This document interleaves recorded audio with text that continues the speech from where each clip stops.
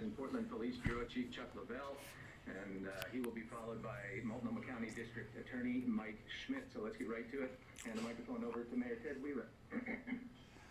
Thank you, Tim.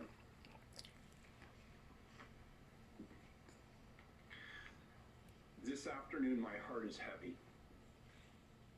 My heart goes out to the family and the friends of the man who was killed last night on the streets of our city. I mourn with you.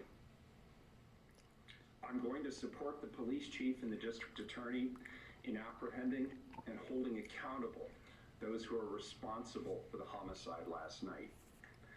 I stand here with the police chief and the district attorney to again denounce the violence. The tragedy of last night cannot be repeated.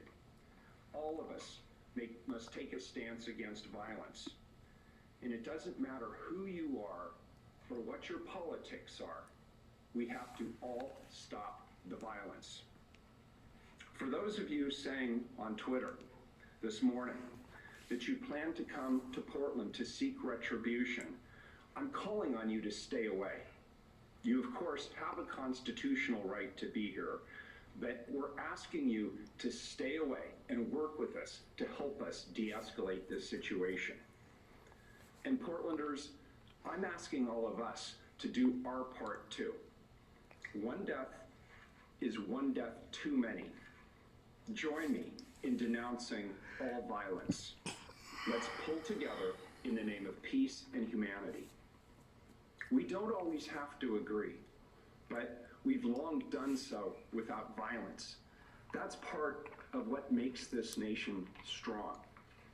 Let's end this long, hard summer and come together and work to support and lift each other, not tear each other apart.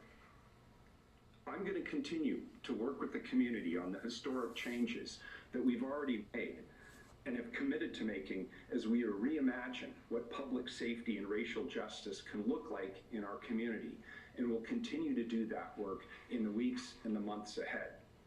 There's so much work to do, and I'll be intentionally engaging the public as we proceed along to engage in that hard work together.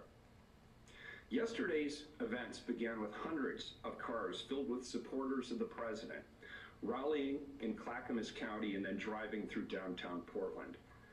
They were supported and energized by the president himself. President Trump, for 4 years, we've had to live with you and your racist attacks on Black people. We learned early about your sexist attitudes towards women. We've had to endure clips of you mocking a disabled man. We've had to listen to your anti-democratic attacks on journalists. We've read your tweets slamming private citizens to the point of receiving death threats. And we've listened to your attacks on immigrants. We've listened to you label Mexicans rapists. We've heard you say that John McCain wasn't a hero because he was a prisoner of war. And now you're attacking Democratic mayors and the very institutions of democracy that have served this nation well since its founding. Do you seriously wonder, Mr. President, why this is the first time in decades that America has seen this level of violence? It's you who have created the hate and the division. It's you who have not found a way to say the names of Black people killed by police officers, even as people in law enforcement have. And it's you who claimed that white supremacists are good people. Your campaign of fear is as anti-democratic as anything you've done to create hate and vitriol in our beautiful country. You've tried to divide us more than any other figure in modern history.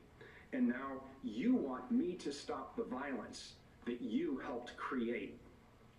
What America needs is for you to be stopped so that we can come back together as one America, while recognizing that we must demand that all people, Black, brown, white, every color, from every political persuasion, pull together and hold all people accountable in stopping racism and violence, and we together are peaceful again under new leadership that reflects who we really are, we the people of this great nation.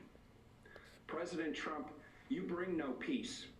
You bring no respect to our democracy. You, Mr. President, need to do your job as the leader of this nation. And I, Mr. President, will do my job as the mayor of this city. And we will both be held accountable, as we should. I'm also